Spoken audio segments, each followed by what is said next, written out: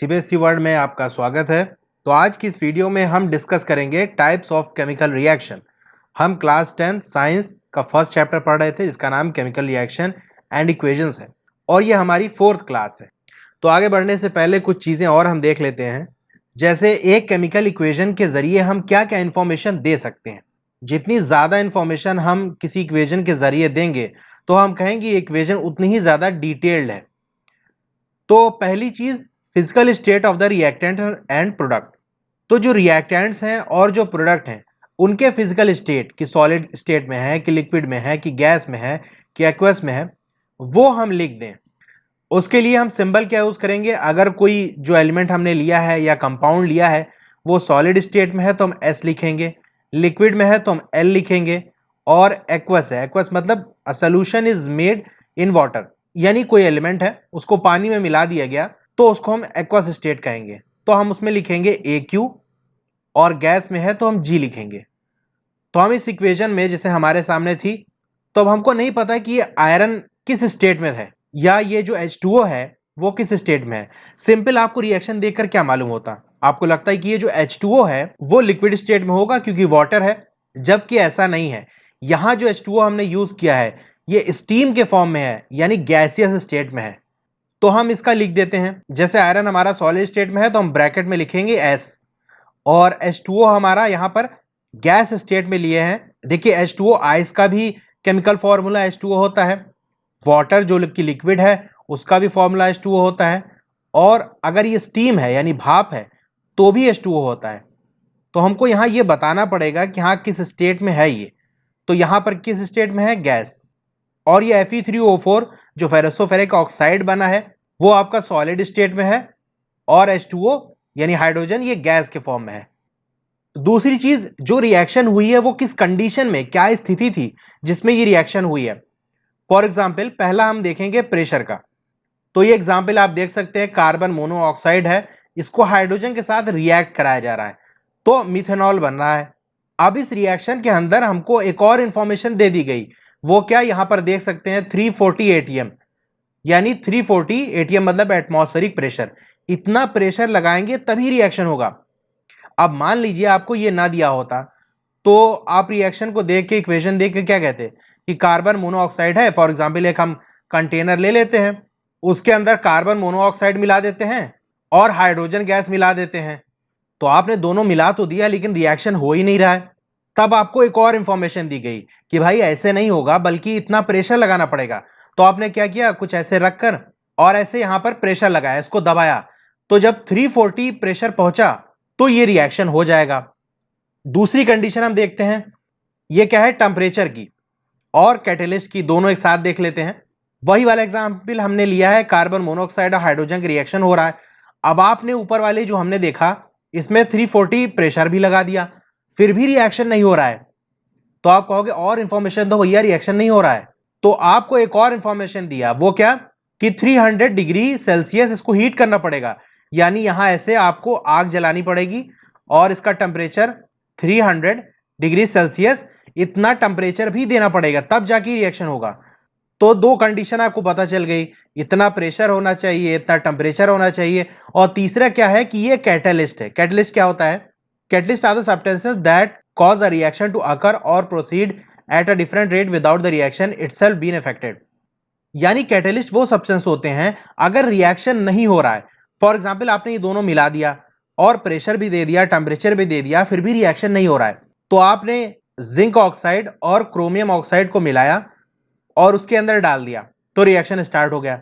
इसका मतलब ये एक कैटलिस्ट की तरह यूज हो रहा है, इसमें कोई चेंज नहीं आएगा, ये रिएक्शन में पार्टिसिपेट नहीं करेगा, यानी इसके बॉन्ड वगैरह नहीं टूटेंगे, ये जैसे है उतना ही वैसे ही रहेगा और जितने अमाउंट में था उतने ही अमाउंट में रहेगा। बस इसके मिलाने की वजह से रिएक्शन स्टार्ट हो जाएगा। और अगर मान लीजिए कोई रिएक्शन हो रही है बहुत धीरे धीरे, तो कैटलिस्ट के डालने की वजह से रिएक्शन तेज हो जाएगी। फॉर एग्जाम्पल आपके एरिया में कोई रोड है, वो डैमेज हो चुकी है, यानी बहुत ज्यादा टूट गई है वो रोड, और आप बार बार कंप्लेन कर रहे हो कि यहां पर रोड आप बना दीजिए, लेकिन वो रोड नहीं बन रही है। अब वहां पर से उस रोड से पता चला चीफ मिनिस्टर को गुजरना है 2-3 दिन बाद, तो क्या होगा? जो रोड पता चला हफ्ते और महीनों या सालों से नहीं बन रही थी, वो रोड क्या हो जाएगी, रातों रात बन जाएगी। और मान लीजिए वो बन रही थी, बहुत धीरे धीरे कोई बना रहा था, लेकिन ये पता चलेगा कि अगले दिन कोई वीआईपी आदमी आने वाला है, तो क्या होगा, वो रातों रात वो रोड बन जाएगी। तो यानी किसी वीआईपी के आने की वजह से, चाहे वो चीफ मिनिस्टर हो या प्राइम मिनिस्टर हो, उसके आने की वजह से जो रोड नहीं बन रही थी वो तुरंत बन गई। उसी तरह से ये भी काम करते हैं, इसी तरह से कि अगर रिएक्शन नहीं हो रही है तो इनके पहुंचने की वजह से, कैटेलिस्ट के मिलाने की वजह से रिएक्शन होने लगेगी, और अगर धीरे है तो तेज हो जाएगी।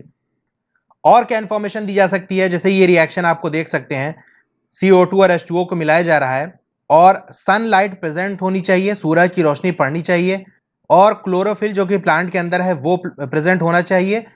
तो क्या होगा, ये दोनों की प्रेजेंस में अगर इन दोनों को मिलाएंगे तो आपका ये C6H12O6 यानी ग्लूकोज बनेगा, और ऑक्सीजन और वाटर बनेगा।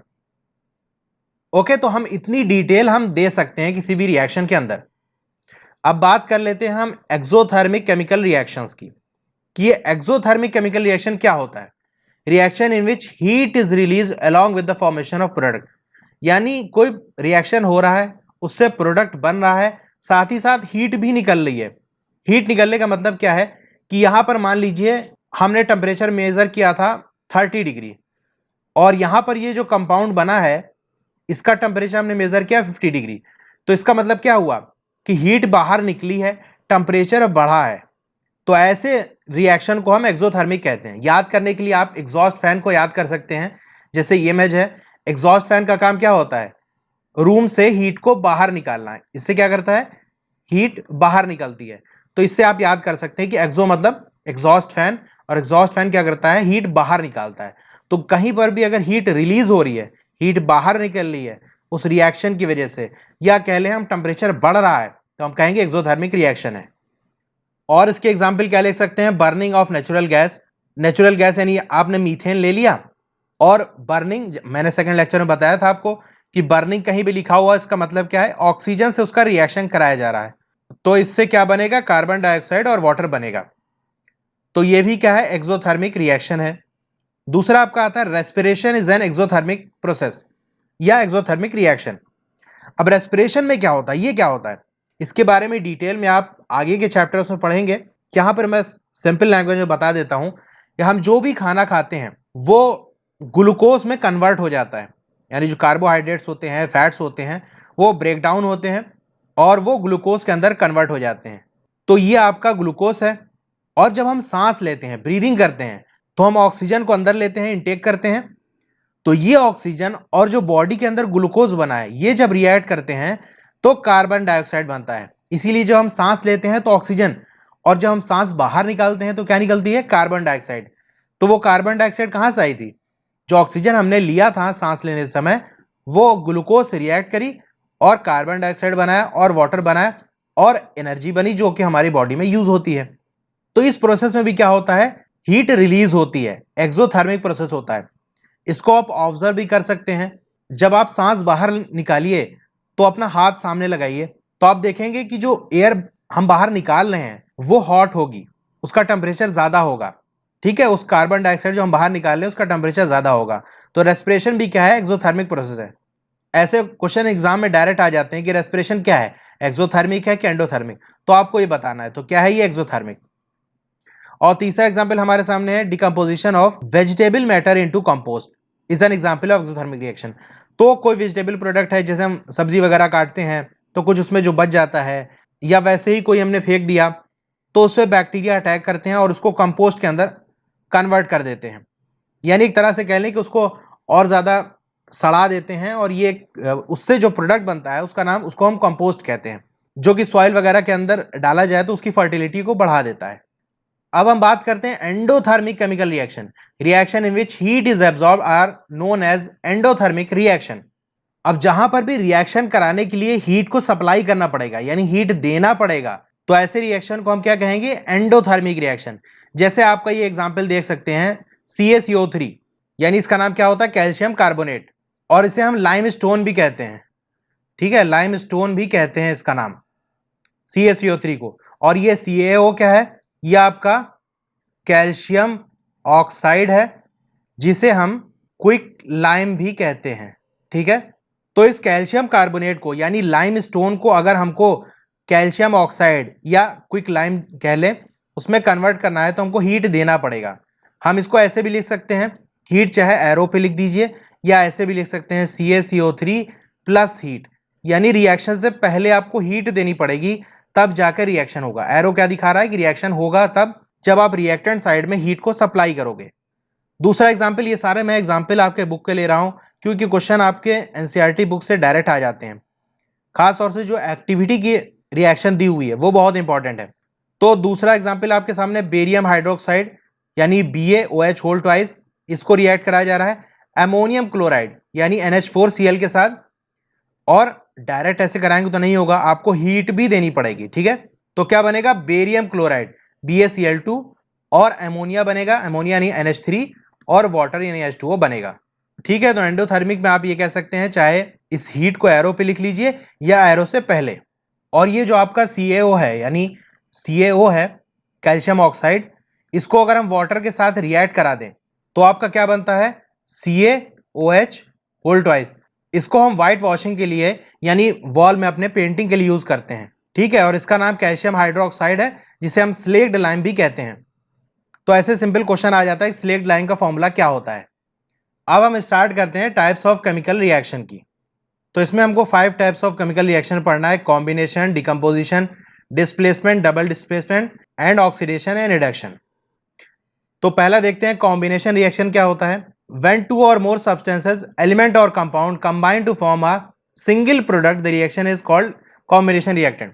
यानी दो या दो से ज्यादा अगर कोई रिएक्टेंट है वो रिएक्ट कर रहे हैं और सिंगल प्रोडक्ट बना रहे हैं, जैसे कोई रिएक्टेंट A है, इसको हमने B के साथ रिएक्ट किया और C बना, तो ऐसे रिएक्शन को हम क्या कहेंगे, कॉम्बिनेशन रिएक्शन। अब रिएक्टेंट कितने भी हो सकते हैं, for example A plus B plus C plus D, ये 4 हमने ले लिया, लेकिन प्रोडक्ट हमेशा सिंगल बनना चाहिए। ठीक है, तो ये बात आपको ध्यान रखनी है कि दो या दो से ज्यादा सब्सटेंस को मिलाया और हमने एक सिंगल प्रोडक्ट बना तो उसको कहेंगे कॉम्बिनेशन रिएक्शन। एग्जाम्पल के तौर पर calcium oxide react vigorously with water to produce slaked lime calcium hydroxide releasing a large amount of heat. ये आपके एक्टिविटी का एग्जाम्पल है। ऐसे डायरेक्ट क्वेश्चन आ जाता है कि अगर कैल्शियम ऑक्साइड को हम रिएक्ट कराएं वाटर के साथ तो क्या बनेगा, तो क्या बनता है, स्लेक्ड लाइम बनता है। ये रिएक्शन है, मैं पहले बता चुका हूं, CaO को वाटर के साथ रिएक्ट कराया हमने तो क्या बन गया, ये स्लेक्ड लाइम आपका बन गया, जिसे कैल्शियम हाइड्रोक्साइड भी हम कहते हैं। ठीक है, और देख रहे हैं यहां पर हीट निकल रही है, इसका मतलब क्या है, हीट जब बाहर निकलती है तो ये एक्सोथर्मिक रिएक्शन हो रहा है। और ये रिएक्शन कैसे होगा, विग्रसली यानी बहुत एनर्जी के साथ। और यहां देखिए आप टच करेंगे तो आपको टेम्परेचर बढ़ा हुआ लगेगा। ओके, और दूसरे एग्जाम्पल क्या है, बर्निंग ऑफ कोल, कोल को बर्न करेंगे, कोल क्या है, कार्बन है, बर्निंग का मतलब ऑक्सीजन से रिएक्ट कराओ तो कार्बन डाइऑक्साइड बनेगा। तो ये भी कॉम्बिनेशन आप देख सकते हैं, सिंगल प्रोडक्ट बन रहा है। तो कोई भी रिएक्शन दे, जहां पर देखिए यहां पर भी सिंगल बन रहा है, हाइड्रोजन और ऑक्सीजन गैस को मिलाया हमने, वाटर बन गया, तो ये भी क्या है, कॉम्बिनेशन रिएक्शन।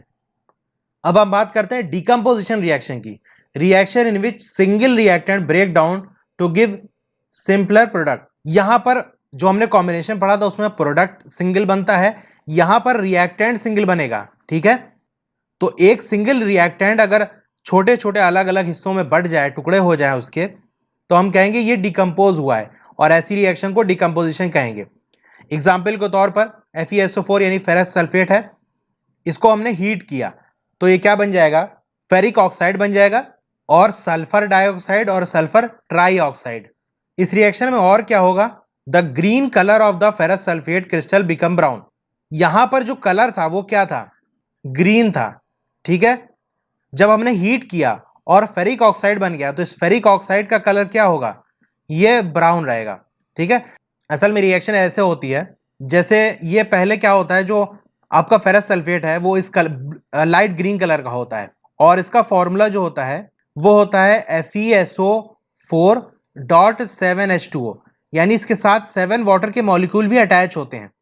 जब आप हीट करोगे तो ये वाटर हट जाएगा, तो ये व्हाइट कलर का हो जाता है। ठीक है, तो अब ये बचता है FeSO4, फिर आप जब हीट करोगे तो ये क्या बन जाएगा, Fe2O3। ठीक है, और ये ब्राउन कलर का होता है, लेकिन आपके बुक में यही डायरेक्ट लिखा हुआ है, तो आप यही याद रखिएगा कि ये ग्रीन कलर का होता है। ऐसा एग्जाम में पूछता है कि फेरस सल्फेट को हीट किया गया तो उसका कलर चेंज हुआ, पहले क्या था अब क्या बना, तो आप पहले क्या था, ग्रीन कलर का था, उसको जब हमने हीट किया तो फेरस सल्फेट से फेरिक ऑक्साइड, सल्फर डाइऑक्साइड और सल्फर ट्राइऑक्साइड बन गया और इस फेरिक ऑक्साइड जो है उसका कलर ब्राउन होता है। दूसरा एग्जाम्पल आपका CaCO3 यानी आपका कैल्शियम कार्बोनेट जो हमने देखा था, इसको जब हम हीट करेंगे तो क्या बनेगा, कैल्शियम ऑक्साइड, जिसको हम क्विकलाइम भी कहते हैं या सिंपल लाइम कहते हैं, और कार्बन डाइऑक्साइड गैस बनेगी। तो ये भी क्या है, डिकम्पोजिशन। और ये एक्टिविटी वाला पार्ट है, ये बहुत इंपॉर्टेंट है 1.6। इसमें आपको यही पूछ सकता है कि लेड नाइट्रेट को हम हीट करेंगे तो क्या बनेगा और वो रिएक्शन किस तरह की रिएक्शन है। आपको वो रिएक्शन लिखना है और उसको बैलेंस करिए। अब ये 3 मार्क्स में ऐसा क्वेश्चन आ गया। तो लेड नाइट्रेट का फॉर्मूला क्या होता है, PbNO3 होल ट्वाइस। और ये मैंने सेकंड लेक्चर में बताया कि कैसे फॉर्मूला लिखेंगे। लेड नाइट्रेट दिया है तो हम कैसे इसका केमिकल फॉर्मूला लिखेंगे, ठीक है। तो वहां से आप लिख देंगे ये PbNO3 होल ट्वाइस हो गया, और जब हीट करेंगे तो लेड ऑक्साइड बनता है यानी PbO, और नाइट्रोजन गैस NO2 और ऑक्सीजन बनता है। फिर बैलेंसिंग तो आप कर ही लेंगे, उसको मैं बढ़ा चुका हूं। तो ये रिएक्शन भी कौन सी है, डिकम्पोजिशन रिएक्शन। तो 3 जो एग्जाम्पल हमने देखे वो हीट की वजह से देखे, लेकिन जो डिकम्पोजिशन रिएक्शन है वो जरूरी नहीं कि हीट की वजह से ही हो। आप इलेक्ट्रोलिसिस भी कर सकते हो, यानी इलेक्ट्रिसिटी पास करके भी डिकम्पोज कर सकते हो। फॉर एग्जाम्पल ये एक्टिविटी 1.7 जो आपके बुक में दी है, यहां से क्वेश्चन आया भी हुआ है। आपको क्या करना है, ये सेटअप वगैरह जो है वो याद नहीं रखना कि कैसे क्या लगाना है। सिंपल मैं बता देता हूं कि आपको एक मग लेना है, 2 होल करना है, रबर स्टॉपर लगा देना है, फिर कार्बन इलेक्ट्रोड लगाना है और उसको 6 वोल्ट बैटरी से कनेक्ट कर देना है, ठीक है। अब मग को वाटर से फिल कर दीजिए और H2SO4 उसके अंदर डाल दीजिए। 2 टेस्ट ट्यूब लेना है जिसके अंदर वाटर हो, यहां देख सकते हैं, और इसको उल्टा करके लगा देना है, ठीक है। और करंट को ऑन कर देना है। कुछ देर बाद आप देखेंगे कि जो दोनों टेस्ट ट्यूब वाटर से फिल थे अब ऊपर से खाली होना शुरू हो जाएंगे और बबल फॉर्म होने लगेंगे उस टेस्ट ट्यूब के अंदर, ठीक है। और जो H2O था वाटर आपका, वो डिकम्पोज होना शुरू हो जाएगा। तो आपसे यहां क्वेश्चन इस तरह से पूछ सकता है कि जो volume of gas collected the same in the both test tube, यानी ये जो एनोड साइड है यानी पॉजिटिव साइड में, और ये कैथोड साइड यानी इस निगेटिव साइड में, जो ऊपर गैस भरी हुई है यानी पानी का लेवल कम हो रहा है और ऊपर जो है वो क्या होगा, गैस फॉर्म हो रही है।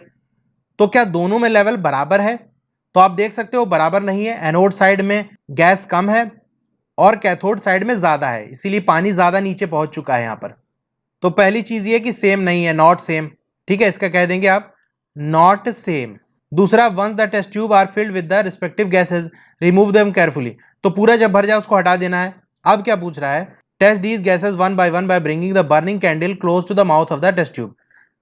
पहले उस एनोड वाली को आप लेंगे और उसको बर्निंग कैंडल के सामने ले जाएंगे, तो क्या होगा एनोड साइड में, यानी एनोड की हम बात करते हैं, एनोड साइड वाले को अगर कैंडल के सामने ले जाएंगे तो यहां से आपकी क्या कलेक्ट हुई है, ये ऑक्सीजन गैस। कैसे पता चला हमको, कैंडल स्टार्ट बर्निंग ब्राइटली, यानी जो मोमबत्ती थी, कैंडल थी, वो और रोशनी के साथ जलने लगी। और ऐसा कब होता है, जब ऑक्सीजन की सप्लाई ज्यादा होती है तो उसमें ब्राइटनेस बढ़ जाती है। तो उस ब्राइटनेस बढ़ने की वजह से हमने समझ लिया कि इसमें जो गैस है यानी एनोड साइड में जो गैस है, जो कम लेवल है जिसका, वो कौन सी है, ऑक्सीजन। कैथोड साइड में देख लेते हैं, कैथोड में कौन सी गैस है, हाइड्रोजन गैस है। हाइड्रोजन गैस हमको कैसे पता चला, कि जब हम कैथोड वाले टेस्ट ट्यूब को जब बर्निंग कैंडल के पास ले जाएंगे तो एक पॉपिंग साउंड आएगी, यानी जैसे धमाका होता है ना, एक्सप्लोजन होता है छोटा सा, वैसी आवाज आएगी। तो ये हाइड्रोजन में ऐसा होता है। तो जब ये चीज ऑब्जर्व करेंगे तो आप समझ जाएंगे इसमें हाइड्रोजन गैस थी, ठीक है। तो अब जब वॉल्यूम यहाँ का मेजर करेंगे तो आपको ये पता चलेगा, अगर 1 यूनिट वॉल्यूम हमने ऑक्सीजन का लिया था तो उसके रिस्पेक्ट में 2 वॉल्यूम हाइड्रोजन का बना, इसीलिए फॉर्मूला क्या होता है, H2O, ठीक है। अब एक्टिविटी 1.8 में देख सकते हैं, सिल्वर क्लोराइड है, इसको आपने लिया और सनलाइट में रख दिया, तो क्या ऑब्जर्व करेंगे आप, यानी सिल्वर क्लोराइड क्या है, AgCl, इसको हमने सनलाइट में रखा, ठीक है। तो ये क्या बन जाएगा, Ag प्लस Cl2। आप देख सकते हैं ये सिंगल था, ये 2 हिस्सों में टूट गया सनलाइट की वजह से, और पहले इसका कलर व्हाइट था, ठीक है। सनलाइट जब पड़ती रही थोड़ी देर बाद तो हमने देखा थोड़ी देर बाद क्या हो गया, इसका कलर ग्रे हो गया। ये क्वेश्चन 2019 में आया हुआ है। आपको रिएक्शन लिखना था, इसमें कलर क्या चेंज हुआ ये बताना था। तो पहले ये व्हाइट था, व्हाइट से ग्रे हो जाएगा सनलाइट की वजह से। और ये किस तरह का रिएक्शन है, ये भी डिकम्पोजिशन रिएक्शन है। एक और रिएक्शन है जो सनलाइट की वजह से होता है, वो क्या है, सिल्वर ब्रोमाइड का, यानी AgBr। इसको भी हम अगर सनलाइट में रखेंगे तो क्या बन जाएगा, ये भी दो हिस्से में टूट जाएगा, Ag और Br2। ठीक है, इसको बैलेंस भी कर लेते हैं। बैलेंस कैसे करेंगे, Br2 है यानी हम यहाँ 2 लगा देंगे और यहाँ 2 लगा देंगे। ठीक है, ये बैलेंस हो गई। ऊपर वाली भी इसी तरह कर देंगे, यहाँ 2 लगा दिया, यहाँ 2 लगा दिया, ये बैलेंस हो गई। AgBr भी क्या था, वाइट था, सनलाइट पड़ी तो ये भी क्या हो गया, ये भी ग्रे हो गया। ठीक है, इसको हम ब्लैक एंड व्हाइट फोटोग्राफी में यूज करते हैं इस रिएक्शन को। तो सिंपल आप समझ गए, जब रिएक्टेंट एक हो और वो दो हिस्सों में या तीन हिस्सों में या और कितने भी हिस्सों में अगर टूट जाता है, चाहे वो हीट की वजह से, अगर हीट की वजह से है तो हम कहेंगे थर्मल डिकम्पोजिशन हुआ है, और इलेक्ट्रिसिटी की वजह से हो सकता है, सनलाइट की वजह से हो सकता है। ठीक है, तो ये हो गया। अब हमारे सामने आता है displacement reaction. When one element is displaced और रिमूव्ड बाय अनदर, यानी जब कोई एक एलिमेंट दूसरे एलिमेंट को हटा दे या उसको अपनी जगह से दूसरी जगह भेज दे, तो हम क्या कहेंगे, डिस्प्लेसमेंट रिएक्शन हुआ है। इसको एक एक्टिविटी है, उससे आप समझ सकते हैं। क्या आपने आयरन नेल लिया या कोई भी आयरन की चीज आपने लिया और उसको कॉपर सल्फेट सोल्यूशन के अंदर डाल दिया, तो क्या होगा, थोड़ी देर बाद क्या होगा, उसमें जो iron nail copper sulphate solution में गई थी वो ब्राउन कलर की हो जाएगी। तो ओरिजिनल वाली जो किस कलर की थी, थोड़ा सा ग्रे कलर की, व्हाइटिश कलर की थी, वो ब्राउन हो गई।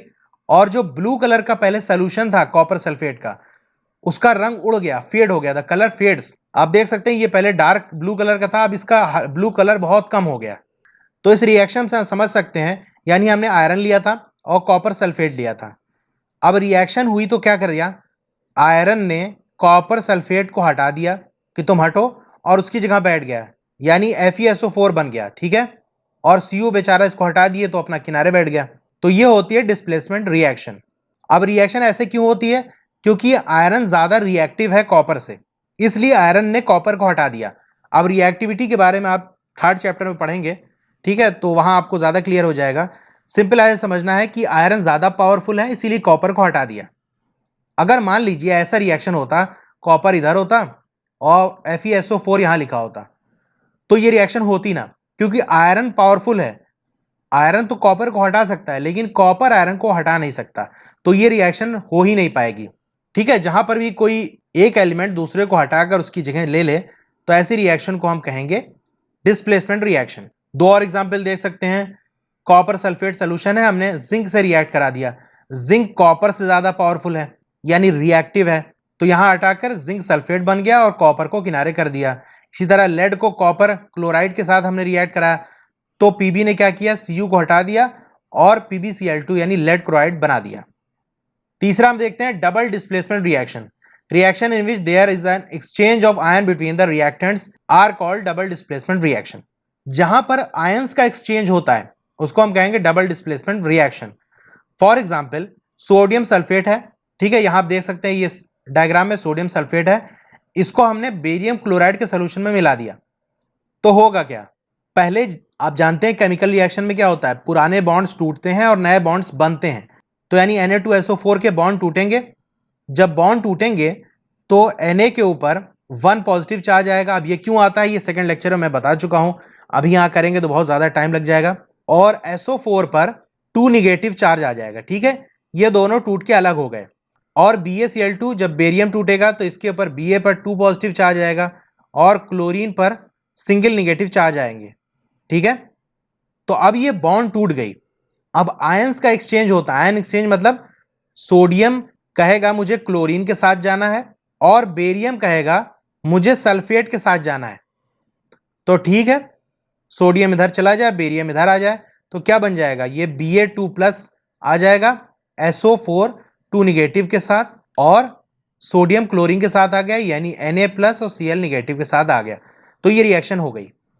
अब इसमें जो बेरियम सल्फेट है ये क्या होगा, आपका प्रेसिपिटेट होगा, और ये प्रेसिपिटेट व्हाइट कलर का होगा। प्रेसिपिटेट मतलब जो डिसॉल्व ना हो वाटर के अंदर। आप यहां देख सकते हैं, अगर बुक में आप देख सकते हैं, ये व्हाइट है इसलिए ज्यादा विजिबल नहीं है, मैं इसको ऐसे बना देता हूं। ठीक है, तो ऐसे ऐसे व्हाइट कलर से नीचे यहां बैठ जाएगा, इसको कहेंगे प्रेसिपिटेट। और ये क्या चीज होगा, इसका नाम BaSO4 है और ये व्हाइट कलर का होगा। तो प्रेसिपिटेशन रिएक्शन क्या होता है, reaction that produces a precipitate can be called as precipitation reaction. जिस रिएक्शन के अंदर प्रेसिपिटेट फॉर्म हो, यानी एक ऐसा सॉलिड सब्सटेंस बनकर तैयार हो जाए जो उस सोल्यूशन के अंदर डिसॉल्व ना हो, घुले ना, बल्कि नीचे सेटल डाउन हो जाए, नीचे बैठ जाए, तो हम ऐसी रिएक्शन को कहेंगे precipitation reaction. The insoluble substance remained after a chemical reaction is called precipitate. और वो सब्सटेंस जो डिसॉल्व नहीं हुआ और नीचे जाके सेटल डाउन हो गया, उसको हम प्रेसिपिटेट कहेंगे, जो कि पहले वाले एग्जाम्पल में बेरियम सल्फेट था। तो फर्स्ट लेक्चर में हमने ये एक्टिविटी देखी थी कि पोटेशियम आयोडाइड यानी के को हमने रिएक्ट करा दिया किसके साथ, लेड नाइट्रेट के साथ, PbNO3 होल ट्वाइस के साथ। तो एक येलो प्रेसिपिटेट बनेगा। वो येलो प्रेसिपिटेट किसका होगा, इसका होगा, ठीक है। येलो वाला जो पीपीटी बनेगा, शॉर्ट फॉर्म में पीपीटी लिखते हैं, या आप देख सकते हैं साइड में येलो कलर का बनेगा, ये PbI2 है। और KNO3, इसमें भी क्या हुआ कि लेड ने के की जगह ले ली, तो क्या हो गया, PbI2 हो गया, और के चला गया इधर, KNO3 हो गया। अब हम बात करते हैं ऑक्सीडेशन की। Addition of oxygen to a substance is called oxidation. अगर ऑक्सीजन ऐड हो रहा है, यानी ऑक्सीडेशन की हम बात कर रहे हैं, ठीक है, ऑक्सीडेशन, तो ऑक्सीजन ऐड हो रहा है या रिमूवल ऑफ हाइड्रोजन, या हाइड्रोजन रिमूव हो रहा है, तो हम कहेंगे कौन सा रिएक्शन है ये, ऑक्सीडेशन।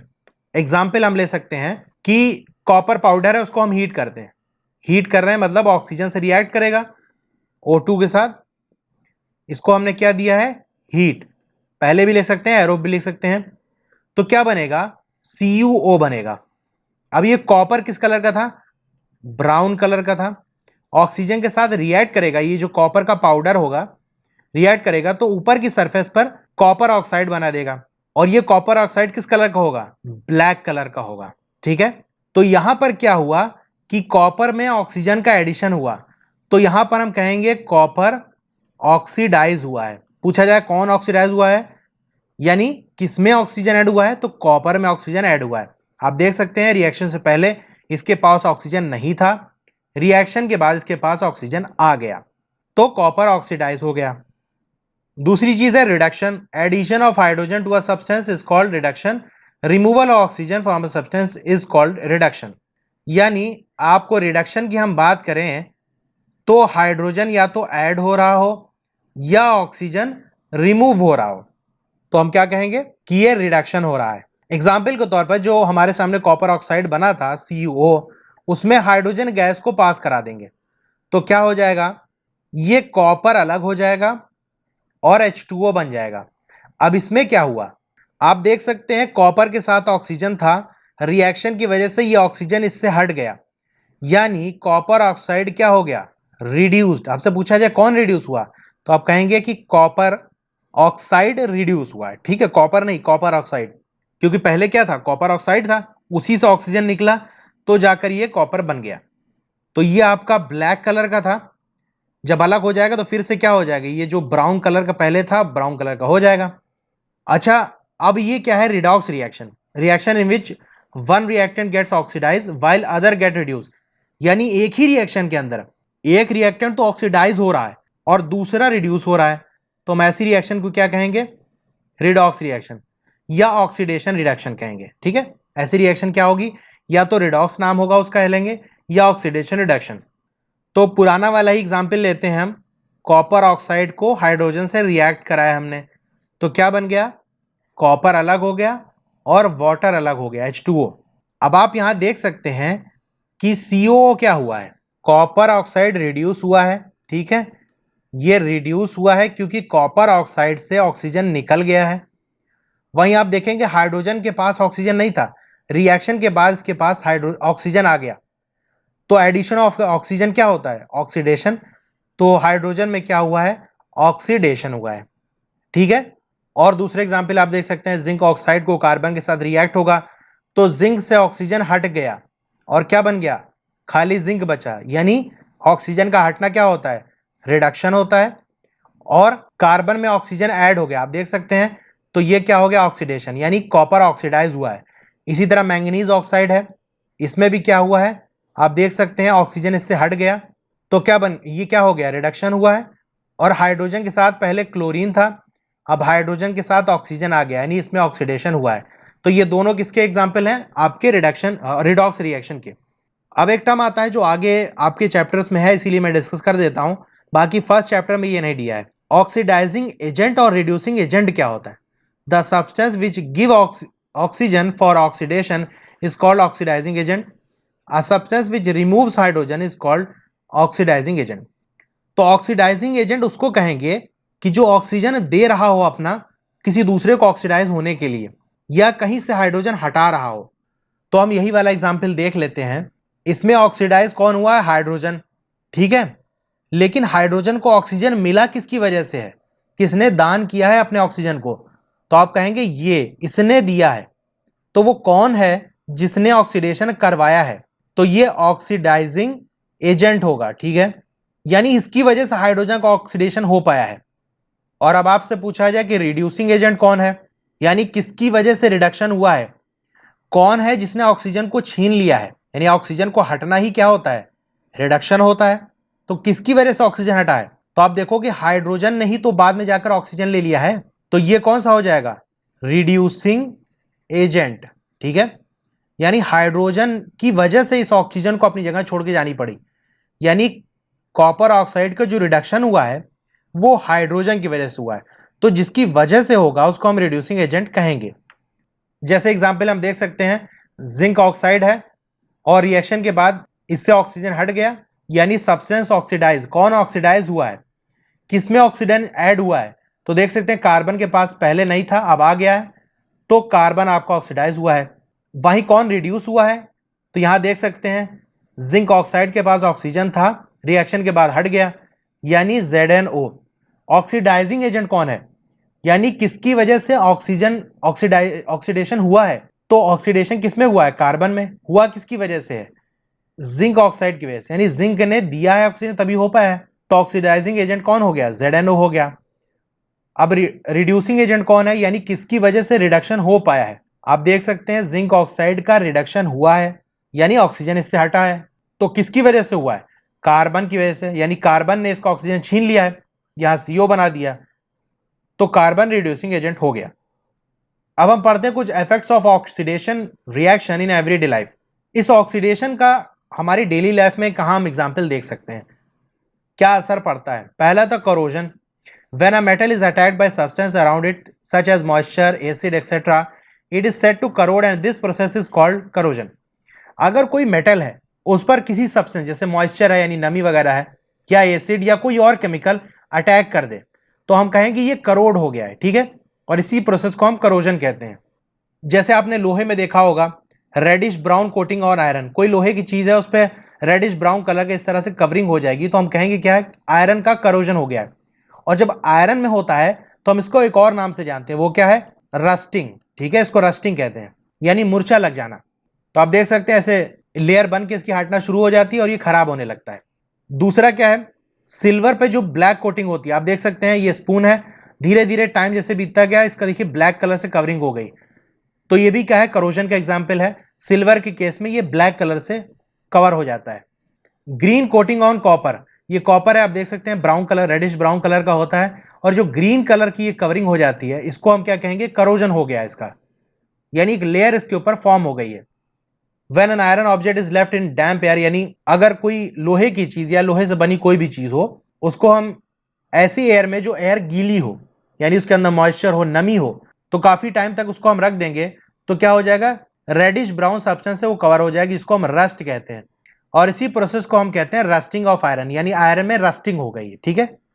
करोजन से क्या नुकसान होता है? करोजन डैमेज और वीकन्स द आयरन और स्टील ऑब्जेक्ट, यानी जो लोहे या स्टील या लोहे से बनी और कोई भी चीज हो, जैसे आपका रेलिंग हो गई, कार की बॉडी हो गई, ब्रिज हो गया, शिप्स हो गया, तो क्या होता है? ये डैमेज हो जाता है। डैमेज हो जाता है यानी उसका जो स्ट्रेंथ है वो वीक हो जाती है, वो कमजोर हो जाता है, और उसकी लाइफ जो है वो छोटी हो जाती है।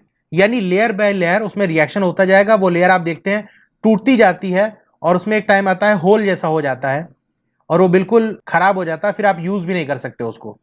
अब रेंसिडिटी क्या होता है? ये भी करोजन ही जैसा है। जब किसी खाने की चीज में होता है तो हम इसको रेंसिडिटी अलग से नाम दे दिया है। When fat and oil are oxidized, they become rancid. Rancid मतलब बासी, कहते हैं बासी खाना है। तो अगर कोई फैट है या तेल वाली चीज है, जब वो ऑक्सीजन से रिएक्ट करती है यानी ऑक्सीजन के कांटेक्ट में आती है तो वो बासी हो जाती है, और उसका स्मेल और टेस्ट वो भी बदल जाता है, क्योंकि केमिकल रिएक्शन हो जाता है, बॉन्ड टूटते हैं पुराने और नए बॉन्ड बनते हैं, जिसकी वजह से उसका स्मेल भी और टेस्ट भी चेंज हो जाता है। इसी फिनोमेना को हम रैंसिडिटी कहते हैं। ठीक है, जब किसी फैट या ऑयल का स्मेल और उसका टेस्ट चेंज हो जाता है ऑक्सीडेशन की वजह से, तो उसको हम रैंसिडिटी कहते हैं। अब इससे बचा कैसे जाए? एंटीऑक्सीडेंट डाल दें, यानी वो चीज जिससे ऑक्सीडेशन ना हो पाए, ऐसी चीज हमने खाने में डाल दी जिसमें फैट या ऑयल हो, तो आप इससे बच सकते हैं। या अपने खाने वाली चीज को एयर टाइट कंटेनर जिसमें एयर ना जा पाए, ताकि उसका जो ऑक्सीडेशन प्रोसेस है वो बहुत धीरे हो जाए। अब जो चिप मैन्युफैक्चरर होते हैं, चिप्स वगैरह, वो बैग को भरते हैं किससे? नाइट्रोजन गैस से। आप देख सकते हैं ये चिप्स होती है, अब वो फूली हुई होती है, उसके अंदर क्या होता है? नाइट्रोजन गैस भरी होती है। अब नाइट्रोजन की वजह से ऑक्सीजन चिप्स तक नहीं पहुंच पाता, जिसकी वजह से वो ऑक्सीडाइज नहीं हो पाता और वो केमिकल रिएक्शन नहीं हो पाता, इसलिए वो खराब भी नहीं हो पाता। ओके, तो ये चैप्टर यहाँ कंप्लीट हो गया। तो थ्योरी वाला पार्ट तो पूरा कंप्लीट हो चुका है, बाकी एक्सरसाइज के क्वेश्चंस आते रहेंगे। एक वीडियो जो मोस्ट इंपॉर्टेंट है जो आएगी वो प्रीवियस ईयर पेपर की होगी। ठीक है, उसका लिंक मैं डिस्क्रिप्शन में डाल दूंगा, तो वहां से आप देख सकते हैं। तो वीडियो आपको कैसी लगी कमेंट करके जरूर बताइए, अच्छी लगी हो तो लाइक जरूर करिए और अपने दोस्तों में शेयर करिए। Thank you.